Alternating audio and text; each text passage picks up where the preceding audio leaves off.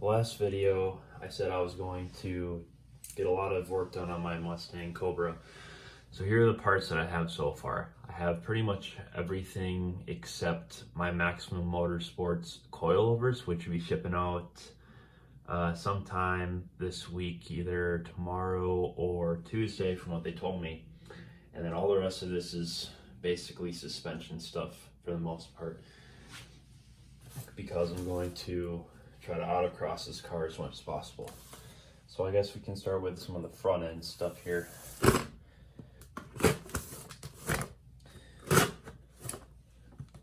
So first thing I have are some Steeda X2 ball joints for the front. Here's one of them.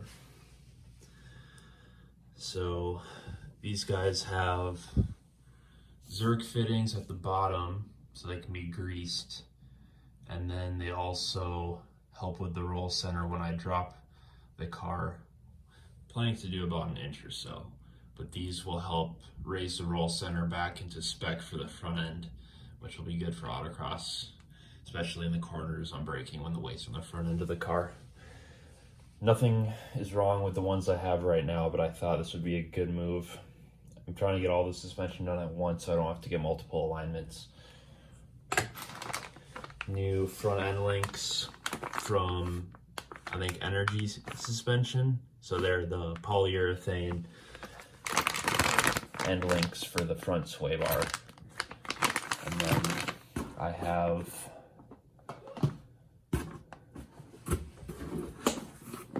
Prothane polyurethane hydro bushings for the front control arms. Bushings for both the front and rear sway bars. These are the Maximum Motorsports solid aluminum steering rack bushings for the stock K-member.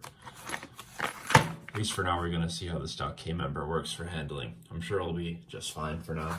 SVT Bumpsteer, basically like outer tie rod ends with adjustability for Bumpsteer.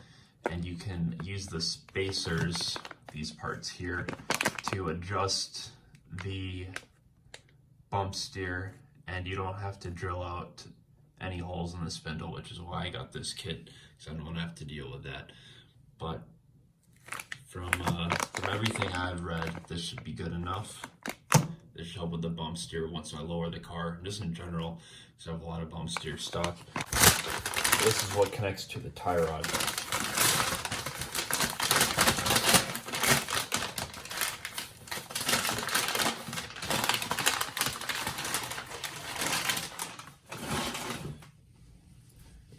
These things are really beefy.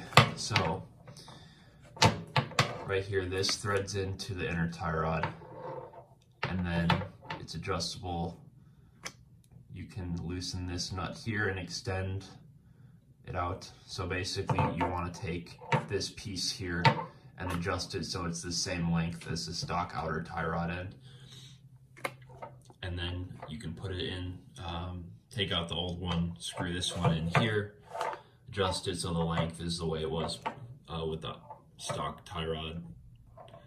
And then you can slip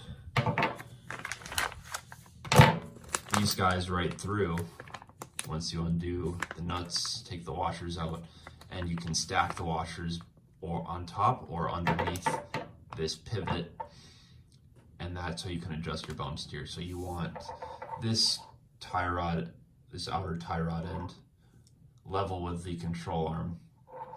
So we'll see how that goes. Apparently it's pretty easy to install these. It's just a matter of getting the Bumpsteer right.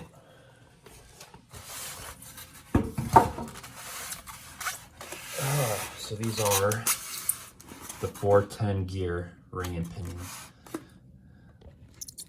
There you go. We're gonna change out the fuel filter, so that's causing me problems with my tune.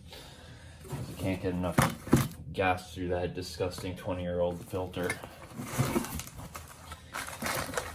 These are the SPC cross-axis joints. There are two cross-axis joints, both above and below where the hub attaches. So these are basically upgraded cross-axis joints. And it also comes with a little removal tool. And if you guys are familiar with Cobras, you know full tilt boogie racing. So the Bumpsteer kit for the rear. So you can adjust Bumpsteer and the toe. So again, it has, excuse me, it has these spacers for adjusting the Bumpsteer. The ends are adjustable. So basically it replaces both the inner and outer rear end tie rods. And this thing is really strong. It's much thicker than the stock one. You know, they give you the full layout, the installation guide, really, really thorough. So if you want to do this on your own and you have good tools, I mean, it's probably a long installation, but at the same time, they have all of the videos and the instruction manual. So plus they have a ton of information on their website. So if it's something you feel you want to do on your own, you probably could. Let's see, so they got the front and the rear subframe mount bushings.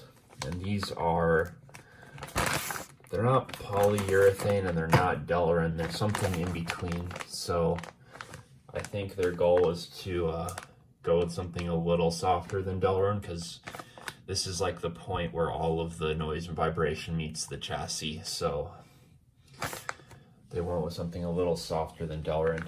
We'll see if that actually does the job at keeping things a little quiet. This guy here is the rear adjustable sway bar end links. Since I'm lowering the car and doing coilovers, I had to get these.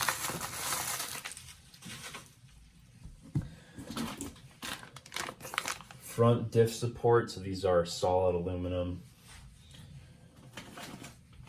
And then the Delrin differential lowering mount, that's gonna help keep the driveline angle good. And I think this one's the upgraded differential lowering mount. So I ended up going with this one because just in case I have some sort of issue with like noise or vibration from the drivetrain, I can adjust it with the help of this guy here. So it has full tilt boogie racing right there on it. It's pretty nice part. So then the Delrin bushing is this part right in here, and then it mounts with this aluminum mount, and then this connects right to the rear differential cover, which I can show you guys. So this is the Ford Racing rear diff cover, and this thing has both fill and drain plugs, which is nice because I'm putting in the gears, have to change out the gear oil. So all I have to do is undo these plugs. Really simple. I'll just do that after 500 miles after the break-in period. And it also has a couple different holes so you can run like differential cooling if you want, and you can put in a temperature sensor as well. Got a few things left. So this is their Zerk fitting kit. So these get drilled into the control arms so they can be greased, and the bushings and control arms don't have to be pulled out for greasing or any maintenance. That's just going to make everything easier down the road.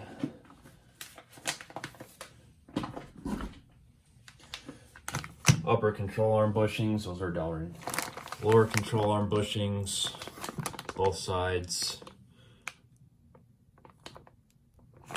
These are, of course, Delrin too. Some new hardware. Last thing, bushing removal tool for removing the stock bushings. And has all of the different diameter metal sleeves to press out the stock rubber bushings from upper lower control arms, differential support bushing, all that stuff. Coilovers came in a little earlier than expected. Bilstein shocks and struts and the hyper coil springs. These ones are 500-pound rear springs, and I got 300-pound front springs.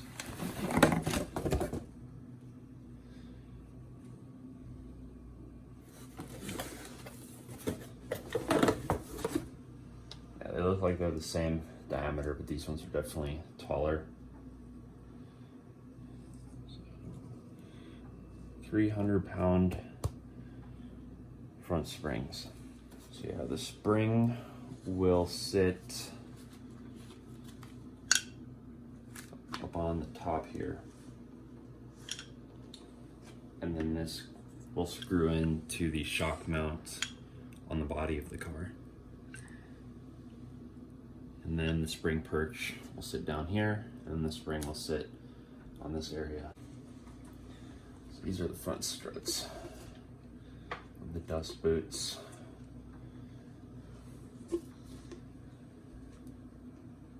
So this is where the strut attaches to the knuckle.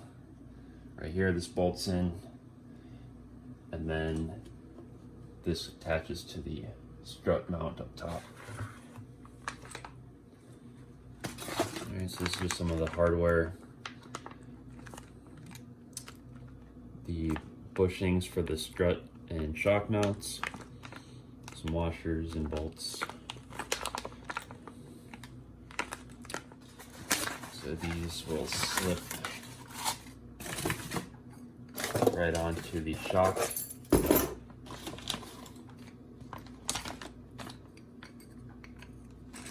And you can adjust the spring perch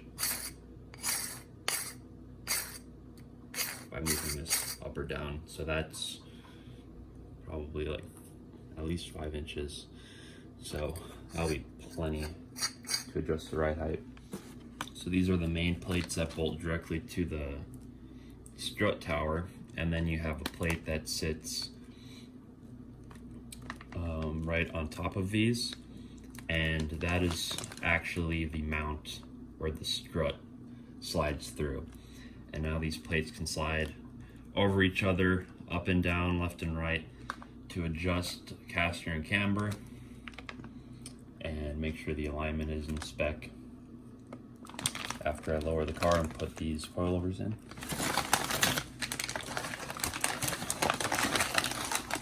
And I'll make sure to make a video when all these parts are put in. But this is the last part I was waiting for, and we're ready to put it all in. And I'll probably be done within a couple of weeks. I just need to find time to put probably a few of the bushings in myself, and I'm probably going to take the coilovers to the shop to be put in, and same with the IRS bushings and the gears. And then we'll be ready for quick break-in period and drag race and autocross. So stay tuned. See you later.